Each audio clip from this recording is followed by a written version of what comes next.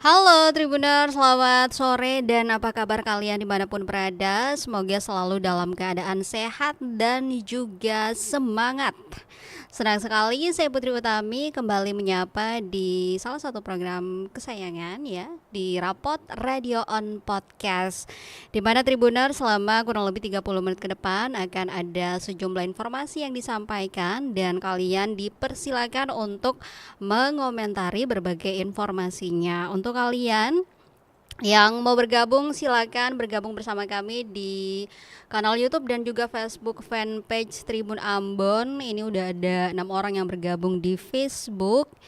Kalian boleh banget yang mau request berita dari mana kota Ambon ataupun Seram bagian timur, Pulau Buru, Maluku Tenggara dipersilakan, atau yang mau ngirim-ngirim salam, yang mau ngucapin selamat ulang tahun juga boleh banget diketik aja, nanti akan dibacakan satu-satu.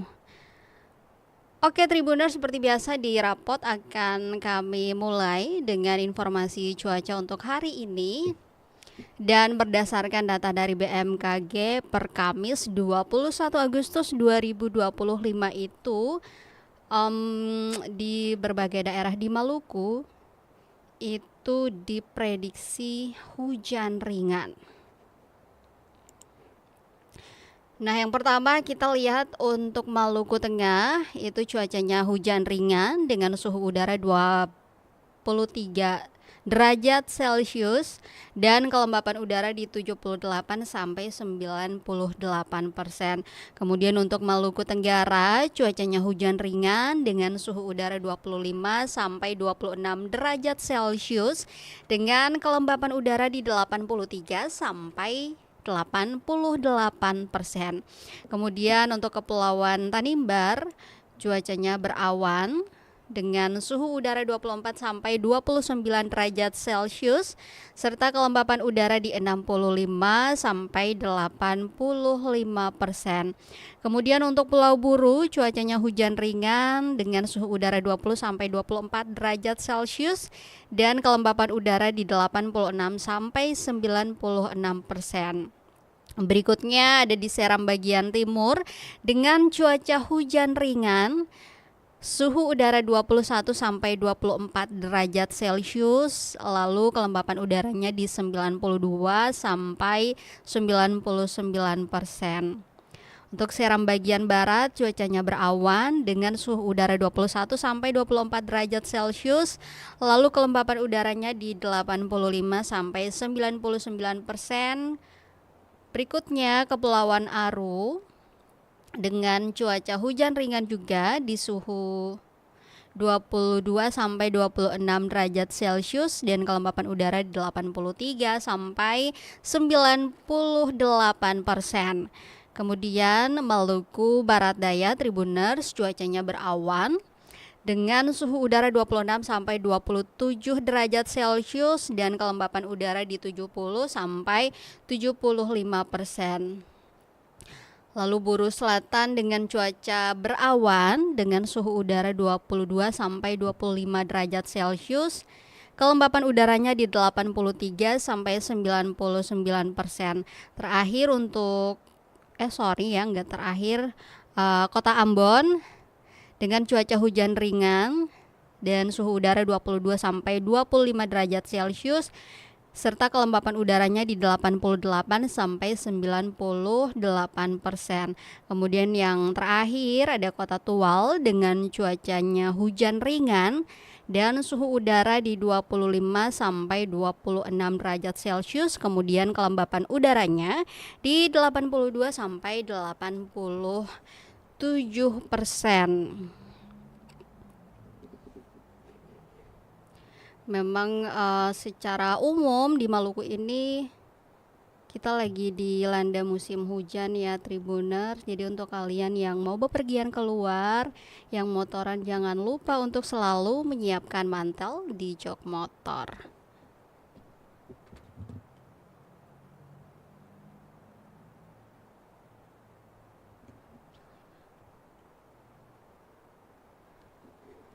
Next Tribuners, kita punya informasi mengenai gelombang, dan hari ini itu ada informasi tinggi gelombang dari BMKG. Ada peringatan dini tinggi gelombang 1,25 sampai 2,5 meter ya Tribuners. Itu berpeluang terjadi di beberapa perairan, cukup banyak. Yang pertama di perairan utara Pulau Buru, lalu di perairan selatan Pulau Buru, kemudian perairan Pulau Ambon, Pulau-Pulau Lease, perairan selatan Maluku Tengah, perairan Seram bagian timur di bagian utaranya, kemudian perairan Seram Timur bagian selatan, lalu perairan Seram Timur di Pulau Gorom, kemudian di perairan Kepulauan Banda Neira, lalu juga di perairan Kepulauan Kei, perairan utara Kepulauan Aru, perairan selatan Kepulauan Aru, kemudian perairan barat Kepulauan Tanimbar, perairan timur Kepulauan Tanimbar, perairan Kepulauan Babar, perairan Kepulauan Sermata, Kepulauan Leti, perairan Wetar, Laut Wanda, Laut Arafuru bagian barat, dan juga Laut Arafuru bagian tengah. Untuk saran keselamatannya Tribuners, harap diperhatikan risiko tinggi terhadap keselamatan pelayaran untuk perahu nelayan apabila kecepatan angin lebih dari 15 knot dan tinggi gelombang di atas 1,25 meter. Sementara untuk kapal tongkang apabila kecepatan angin lebih dari 16 knot dan tinggi gelombang di atas 1,5 meter. Kemudian untuk kapal feri kecepatan angin apabila lebih dari 21 knot dan tinggi gelombang di atas 2,5 meter.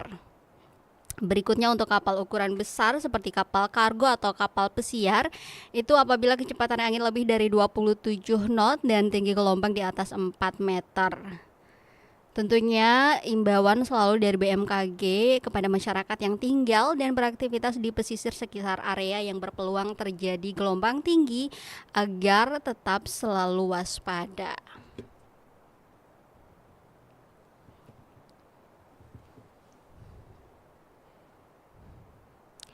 Berikutnya Tribuners, kita punya informasi mengenai gempa dari BMKG Maluku, dan hari ini itu ada 2 kali gempa yang terdeteksi.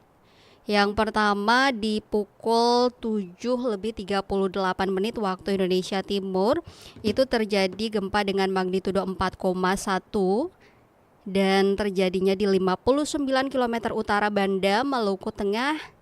Lalu di 76 km selatan Tehoru, Maluku Tengah di kedalaman 10 km.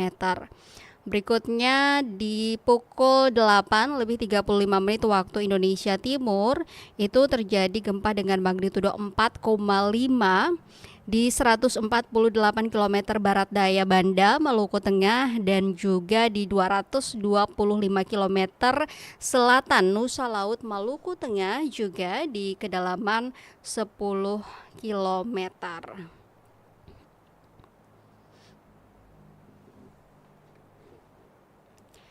Nah, itu tadi ada informasi cuaca, kemudian info gelombang dan info gempa. Berikutnya Tribuners, kita punya informasi mengenai jadwal kapal untuk kalian yang mungkin ingin bepergian keluar pulau ataupun keluar daerah dari Maluku. Ada tersedia berbagai jadwal kapal. Yang pertama, kami punya jadwal KM Gapulo yang pada hari ini ya, Kamis 21 Agustus itu berangkat dari Tanjung Priok tadi jam 9 pagi, kemudian akan tiba di Surabaya pada hari Jumat besok 22 Agustus di jam 12 siang. Kemudian nanti berangkat dari Surabaya 22 Agustus jam 4 sore, lalu tiba di Makassar pada hari Sabtu 23 Agustus di jam 9 malam. Lalu berangkat dari Makassar 24 Agustus di jam 1 dini hari, lalu tiba di Bau-Bau pada hari Minggu 24 Agustus di jam 3 sore. Nanti dari Bau-Bau berangkatnya 24 Agustus jam 5 sore, kemudian akan tiba di Namlea pada hari Senin 25 Agustus di jam 4 sore. Lalu dari Namlea akan berangkat 25 Agustus jam 6 sore dan tiba di Ambon pada hari Selasa 26 Agustus di jam 00.01. Lalu berangkat dari Ambon 26 Agustus jam 4 subuh, kemudian tiba di Ternate pada 27 Agustus di jam 00.01. Jadi baru memasuki hari Rabu ya, tanggal 27. Kemudian berangkat dari Ternate itu 27 Agustus jam 2 pagi, lalu tiba di Jailolo pada 27 Agustus di jam 4 subuh. Oke, kita update-nya sampai di tanggal 27 dulu. Nanti akan kita update lagi di rapot hari Sabtu, Tribuners. Nah, kita beralih ke jadwal kapal selanjutnya. Ada jadwal KM Pangrango yang pada 20 Agustus semalam itu berangkat dari Banda jam 7, lalu tiba di Somlaki pada 22 Agustus besok jam 4 subuh. Nanti berangkat dari Somlaki 22 Agustus jam 8 pagi, kemudian tiba kembali di Banda pada 23 Agustus di jam 12 siang. Nanti berangkat dari Banda 23 Agustus jam 2 siang, lalu tiba di Ambon 24 Agustus di jam 5 pagi. Dari Ambon berangkatnya 24 Agustus jam 5 sore dan tiba kembali di Banda pada 25 Agustus di jam 10 pagi. Nanti dari Banda berangkatnya 25 Agustus jam 12 siang, lalu tiba di Somlaki pada 26 Agustus di jam 9 malam. Dari Somlaki berangkatnya 27 Agustus jam 1 dini hari, kemudian tiba di Banda kembali pada 28 Agustus di jam 5 pagi. Nanti dari Banda berangkatnya 28 Agustus jam 7 pagi, kemudian tiba di Ambon pada 28 Agustus di jam 10 malam.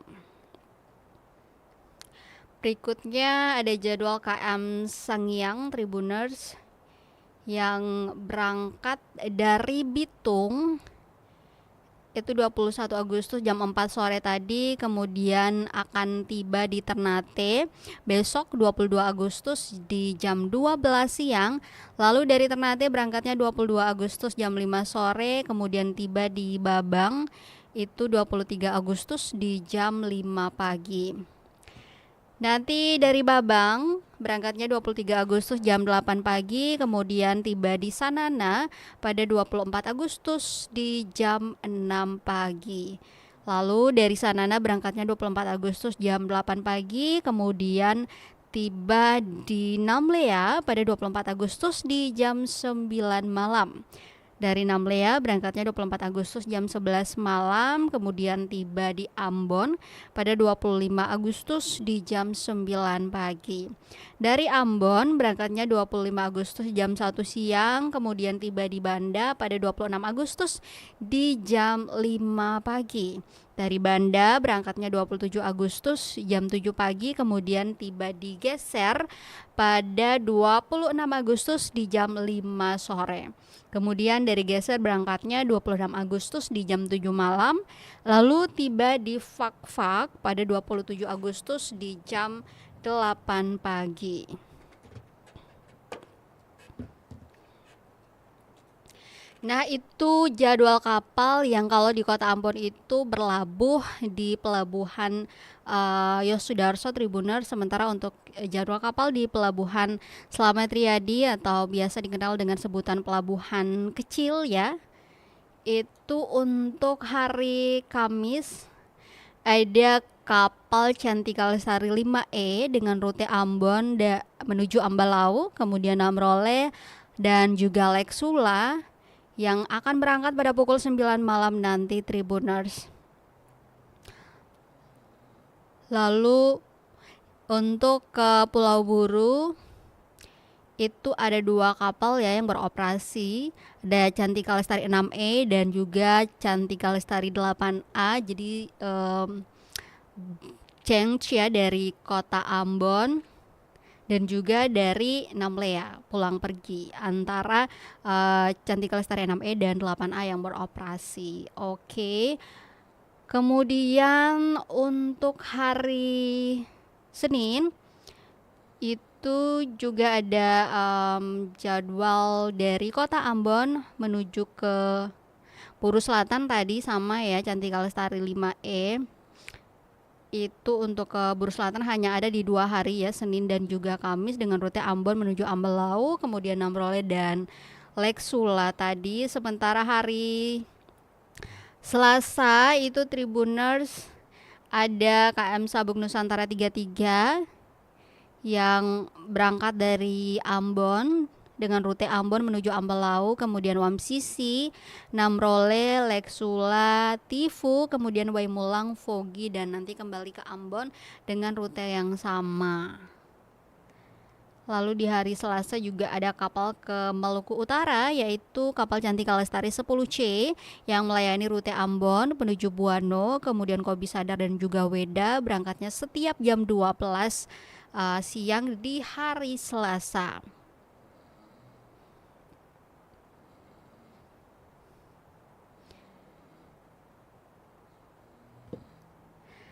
Oke Tribuners, untuk kalian juga yang tadi mau ke Pulau Buru, selain bisa menggunakan kapal cepat yang ada di pelabuhan kecil, kalian juga bisa menggunakan feri dari pelabuhan penyeberangan Galala menuju Namlea. Sementara yang mau ke Seram bagian barat bisa menggunakan feri dari pelabuhan penyeberangan Hunimua atau Liang menuju Waipirit. Itu ada 4 feri yang beroperasi dengan 13 trip dari pukul setengah 6 pagi sampai pukul 9 malam. Sementara yang mau ke Maluku Tengah juga bisa menggunakan kapal cepat dari pelabuhan penyeberangan Tulehu menuju ke pelabuhan Amahai.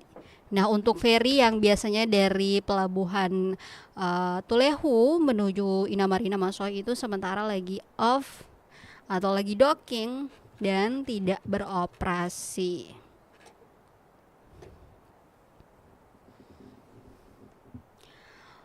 Oke, Tribuners, selanjutnya kita akan bacain beberapa informasi. Yang pertama, ini kita punya informasi mengenai tunjangan DPR yang katanya naik ya, sehingga total tunjangan dan juga gaji itu lebih dari 100 juta rupiah. Nah, berita ini belakangan ya menjadi sorotan di media sosial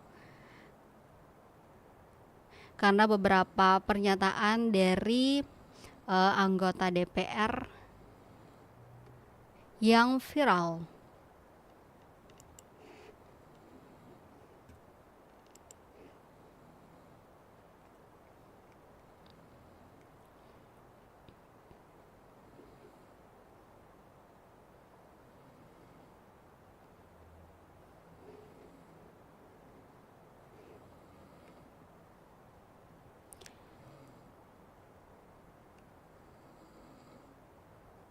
Nah, Wakil Ketua DPR RI Adis Kadir Tribuners mengatakan bahwa ada kenaikan tunjangan untuk anggota DPR periode 2024 hingga 2029.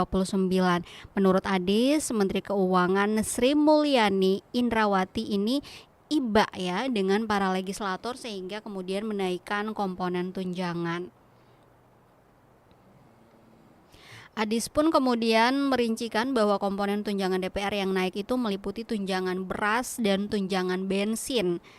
Nah, semula tunjangan beras di DPR itu dianggarkan 10 juta rupiah per bulan. Lalu pada periode ini itu dinaikkan menjadi 12 juta per bulan. Kemudian tunjangan bensin yang awalnya 4 sampai 5 juta per bulan dinaikkan menjadi 7 juta per bulan. Nah, selain itu, DPR juga menerima tunjangan rumah berupa anggaran 50 juta rupiah per bulan sebagai kompensasi tidak lagi mendapat rumah dinas atau yang dikenal dengan rumah jabatan anggota atau RJA. Kemudian Adis juga mengklaim gaji DPR tidak mengalami kenaikan sejak 15 tahun terakhir. Nah, Tribuners, sementara itu besaran gaji pokok anggota DPR sendiri diatur dalam peraturan pemerintah nomor 75 tahun 2000 tentang gaji pokok pimpinan lembaga tertinggi atau tertinggi negara dan anggota lembaga tinggi negara serta uang kehormatan anggota lembaga tertinggi negara. Dalam peraturan itu ya disebutkan bahwa gaji pokok ketua DPR senilai Rp5.040.000 per bulan. Kemudian untuk wakil ketua DPR itu sebanyak Rp4.620.000 per bulan. Lalu untuk anggotanya itu sebanyak Rp4.200.000 per bulan. Nah, selain menerima gaji pokok tadi, anggota DPR kemudian juga menerima berbagai jenis tunjangan sesuai dengan Surat Menteri Keuangan tahun 2015. Nah, besaran tunjangannya juga berbeda ya Tribuner, sesuai jabatan, karena semakin tinggi posisi maka semakin besar pula jumlahnya. Sebagai contoh ya, tunjangan kehormatan bagi ketua badan atau komisi itu ditetapkan sebesar Rp6.690.000. Sementara untuk wakil ketua badan atau komisi itu sebanyak Rp6.450.000. Dan anggotanya itu lebih kecil sedikit, yaitu Rp5.580.000. Kemudian ada pula tunjangan komunikasi intensif yang mencapai 16 juta lebih untuk ketua atau ketua badan atau komisi. Kemudian untuk wakilnya itu 16 juta, sementara anggotanya itu 15,5 juta. Selain itu juga tunjangan peningkatan fungsi pengawasan dan anggaran juga ada ya, sebesar Rp5.250.000 untuk ketua, untuk wakil Rp4.500.000 dan untuk anggota itu Rp3.750.000. Kemudian di luar itu juga anggota DPR memperoleh tunjangan jabatan, tunjangan yang berlaku bagi pegawai negeri sipil atau PNS, serta tunjangan lain yang diatur dalam peraturan perundang-undangan.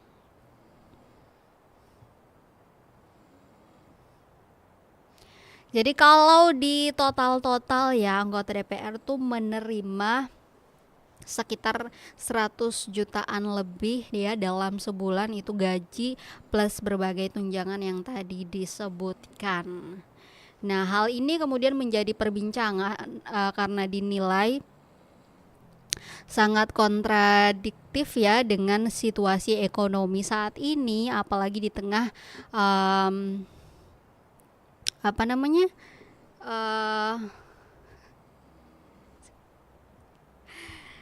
di tengah efisiensi anggaran, Tribuners. Dan beberapa waktu lalu juga sempat viral potongan dari perkataan Menteri Keuangan Sri Mulyani yang mengatakan bahwa gaji guru dan juga dosen itu sebagai beban negara. Nah, itu kemudian dibanding-bandingkan ya dengan realita yang terjadi untuk gaji guru atau dosen dengan gaji DPR yang dinilai sangat berbeda jauh. Oke Tribuners, dan ya tentunya besaran gaji plus tunjangannya anggota DPR ini mendapat berbagai komentar, bukan hanya dari warganet tapi juga dari sejumlah selebriti. Salah satunya adalah Jerome Pauline. Kalian tahu Jerome Pauline tidak? Nah, Jerome Pauline ini mengomentari salah satu statement dari Wakil Ketua DPR RI ya, dari Partai Golkar, Adis Kadir, yang mengatakan bahwa ya wajar DPR mendapat tunjangan uang rumah ya senilai 50 juta karena menurutnya kalau mereka menyewa kosan di sekitar kantor itu akan lebih memakan uang negara. Nah, di situ saja dia udah salah hitung karena dikatakan 3 juta per bulan. 3 juta per bulan dikali 26 hari kerja dikurangi 50, intinya ngaur lah ya. Jerome Pauline kemudian menghitung jumlah dari pengeluaran yang harus dikeluarkan untuk kosan dan dibandingkan dengan tunjangan rumah dinas yang didapat oleh DPR. Oke, Tribuners, kita meninggalkan informasi mengenai tunjangan dan juga gaji anggota DPR yang kalau di total lebih dari 100 juta.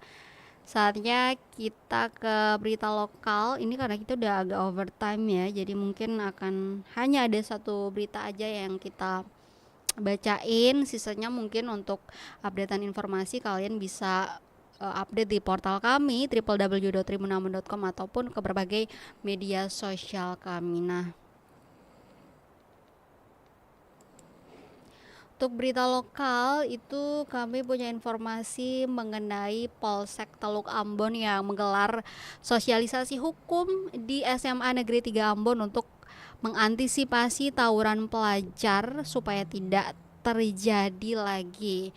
Ya, Tribuners, kita tahu bahwa peristiwa memilukan kemarin ya 2 hari lalu terjadi di kota Ambon. Tentu tidak ada yang menginginkan hal itu, tapi karena sudah terjadi ya, anggota kepolisian ini kemudian melakukan langkah preventif atau pencegahan, salah satunya dengan cara menggelar sosialisasi hukum di SMA Negeri 3 Ambon.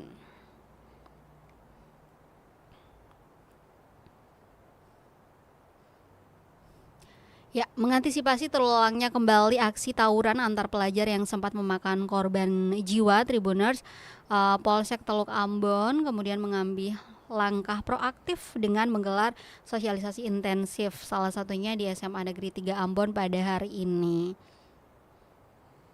Kapolsek Teluk Ambon Ibtu M. Maulana Diki, kemudian Kanit Binmas Ibda Burhanawir dan Babin Kamtipmas Negeri Rumah 3 Aibda Pol HW Lerebulan itu memberikan pemahaman mendalam tentang dampak hukum dan sosial dari tawuran. Acara ini sendiri, Tribuners, digelar pada pukul 10.50 waktu Indonesia Timur pagi tadi dan dihadiri oleh sekitar 150 siswa, kemudian Kepala Sekolah SMA 3 Ambon dan juga sejumlah dewan guru. Sosialisasi ini sendiri bertujuan untuk meningkatkan kesadaran siswa akan bahaya tawuran dan mendorong mereka untuk menjauhi segala bentuk kekerasan. Sayang sekali gitu ya, waktu muda kalian yang harusnya dihabiskan untuk belajar, oleh sebab tawuran kalian bisa menghabiskan masa muda kalian di penjara, kan sayang banget. Jadi dedek-dedek cute, jangan sekali-kali kalian tawuran apalagi sampai menyebabkan korban jiwa seperti yang terjadi kemarin ya. Nah, dalam arahannya Kapolsek Diki menegaskan bahwa tawuran bukan sekadar kenakalan remaja, melainkan tindak pidana serius. Jadi please jangan menormalisasi kenakalan remaja dengan mengatakan bahwa ya namanya juga remaja gitu. Itu adalah masa-masa dimana kita lagi nakal-nakalnya. Oh tidak, jangan menormalisasi itu ya, Tribuners. Nah, tindakan tawuran dikatakan bahwa itu bisa dikenakan sanksi hukum berdasarkan pasal 351 KUHP tentang penganiayaan dan juga pasal 170 KUHP tentang pengeroyokan. Kapolsek juga mengingatkan kepada para siswa bahwa catatan kriminal akibat tawuran akan sangat berdampak pada masa depan mereka, termasuk dalam mencari pekerjaan atau melanjutkan pendidikan. Dan tentu pihak kepolisian tidak akan segan-segan menindak tegas pelajar yang terlibat. Kapolsek mengatakan bahwa pihak kepolisian tidak ingin kejadian tragis seperti yang terjadi beberapa hari lalu itu terulang kembali, baik dengan sesama siswa SMA Negeri 3 Ambon maupun dengan sekolah lain. Selain konsekuensi hukum ya Tribuners, Kapolsek juga menyoroti dampak negatif tawuran terhadap dunia pendidikan, yang mengatakan bahwa tawuran bisa menurunkan motivasi belajar dan membuat siswa sering bolos serta pada akhirnya menurunkan prestasi akademis. Jangan bangga dengan kenakalan ya Tribuners, kalian harus bangga dengan berbagai prestasi yang diukir. Sekecil apapun, kayak misalnya juara 3 dalam kelas, nah itu baru bangga. Jangan bangga karena tawuran dong. Dan juga Tribuners, tentu untuk memutus mata rantai bolos dan tawuran, Polsek Teluk Ambon ini akan meningkatkan patroli di jam-jam sekolah. Dikatakan bahwa Polsek Teluk Ambon telah berkoordinasi dengan pihak sekolah untuk menindak tegas siswa yang kedapatan bolos. Pembinaan juga akan dilakukan untuk memastikan tidak ada lagi siswa yang terlibat tawuran.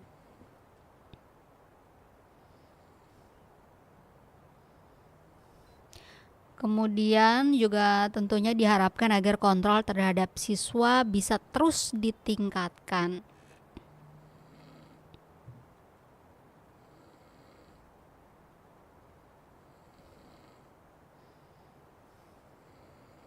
Sementara itu Tribuners, Kepala Sekolah SMA Negeri 3 Ambon, Dr. Andos MJ Joy Sangaji, menyambut baik inisiatif dari Polsek Teluk Ambon ini. Ia berharap sosialisasi ini dapat membuka mata para siswanya tentang bahaya nyata dari tawuran sehingga tercipta lingkungan sekolah yang aman dan juga kondusif.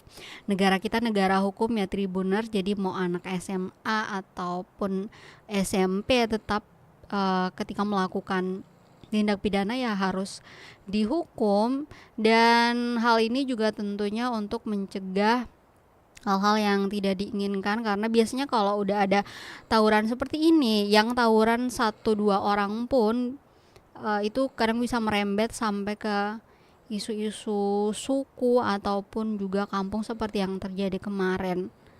Jadi untuk kita semua ya, supaya bisa lebih mawas diri, menghindari hal-hal seperti ini, kita semua bersaudara, jadi tolong hidup dengan penuh kedamaian ya Tribuners. Kita doakan semoga ya apa yang sudah terjadi tidak bisa disesali ya, tapi tetap proses hukum akan terus berjalan. Siapa yang kemudian melakukan tindak pidana akan diproses pastinya. Dan semoga ya kejadian ini tidak terulang kembali di masa mendatang. Kita bisa hidup dengan lebih damai.